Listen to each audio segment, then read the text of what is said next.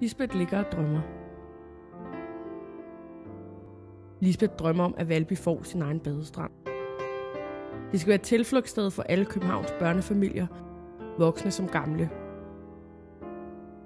Lisbeth drømmer om, at Valby får et flot og nyt og fremtidssikret bibliotek.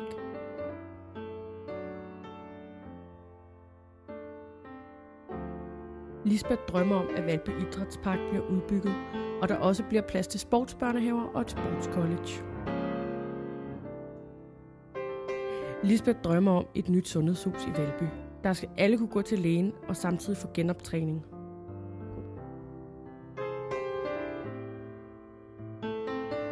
Lisbeth drømmer om, at Ny Ellebjerg Station bliver et nyt knudepunkt for Københavns togtrafik. Togene til Sverige og resten af Danmark stopper blandt andet her.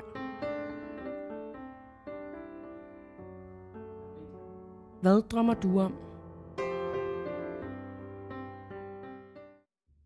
Stem personligt på Lisbeth Ritter den 19. november til kommunalvalget.